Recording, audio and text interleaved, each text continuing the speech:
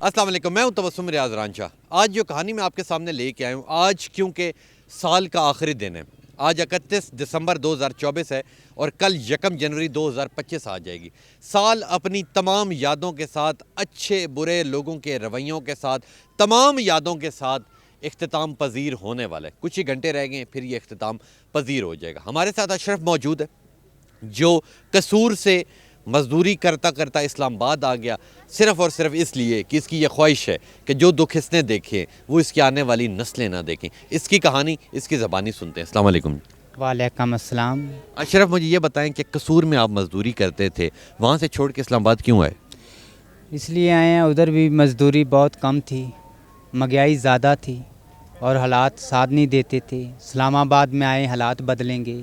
यहाँ पर भी आए हैं तो वही हालात हैं, वही वक़्त है और महंगाई बहुत है। जो इधर 500, 400, 800, 700 कमाते हैं, वो घर में बच्चों का ख़र्चा मसा मुश्किल से पूरा होता है। तो मुझे ये बताएं, हर रोज़ कितने घंटे ड्यूटी करते हैं? यहाँ हम सुबह 8 बजे आते हैं और रात 8-9 बजे जाते हैं यहाँ से। तो मुझे ये बताएं कि जी ये चीज़ें, अगर या जो आपने चीज़ें रखी, मैं अपने कैमरामैन कहूँगा कि चीज़ें दिखाएं, पापड़ और ये ऊपर जो है इसे क्या कहते हैं? इसे कैंडी कहते हैं। कैंडी। तो मुझे ये बताएं कि ये तो समझ लें रवाज वाइज बहुत पीछे चले गए। अब जो न्यू यूथ है, जो नए बच्चे हैं, वो तो आपको पता है बर्गर खाते हैं, मुख्तलिफ चीज़ें खाते हैं, इनका रवाज तो अब ख़त्म हो गया, फिर भी मजदूरी निकल आती है। फिर भी इसमें मजदूरी निकल आती है। खुदा ताला देने वाला होता है, इसलिए इसमें हमारा खान पीन निकल आता है। इसलिए हम यहाँ से रोज़ आते हैं, अपनी मजदूरी बच्चों के लिए कमा लेते हैं। तो जब आपकी ज़िंदगी के ऊपर ये दुख तकलीफ़ आया, जो इंसान के रिश्तेदार होते हैं वो इंसान के काम आते हैं, कोई काम नहीं आया सवाए अल्लाह के? कोई काम नहीं आता। हर इंसान मजबूर है, हर इंसान महंगाई का शिकार है। कोई किसी का साथ नहीं देता। अपने बाजुओं पर अपनी ज़िंदगी की जंग खुद ही लड़नी है।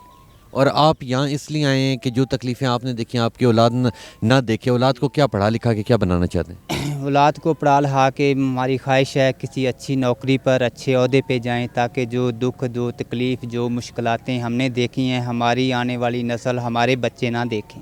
तो जो आपके अम्मी अबू हैं, वो ज़ाहिर सी बात है बुज़ुर्ग हो चुके होंगे, उन्हें दवाई की ज़रूरत पड़ती होगी, तो इधर से जो कमाते हैं उनमें बच्चों का खर्चा और माँ बाप की दवाई कैसे हो रहा है काम? अपने बच्चों का निज़ाम ही चलता है, माँ बाप को भी नहीं संभाला जाता। दुख भी होता है, परेशान भी होते हैं, मगर बच्चे हैं छोटे छोटे, इसलिए उनका भी साथ नहीं दे सकते। बड़े परेशान रहते हैं इस बात से। और आज आखिरी इस साल का आज आखिरी दिन है, ठीक है, इस पूरे साल में क्या रहा और अगले साल से क्या उम्मीदें लगाए बैठे? इस साल में तो हमने अपना बड़ा मुश्किल वक्त निकाला है और आने वाले साल में ये अपील करते हैं हुकूमत से कि महंगाई कम करें और ताकि हम अपने बच्चों के लिए अच्छा आने वाला वक्त मुहैया कर सकें। इंशाल्लाह इंशाल्लाह। आपने अशरफ की कहानी सुनी। अशरफ कहता है कि मुझे बड़ा दुख होता है कि मेरे पास पैसे नहीं होते कि मैं अपने माँ बाप को भेज सकूं, क्योंकि वो बीमार रहते हैं, मेरे पास उनके दवाइयों के पैसे नहीं है। और इसने हुकूमत पाकिस्तान से अपील की है कि खुदारा ये जो महंगाई है इसे कम किया जाए।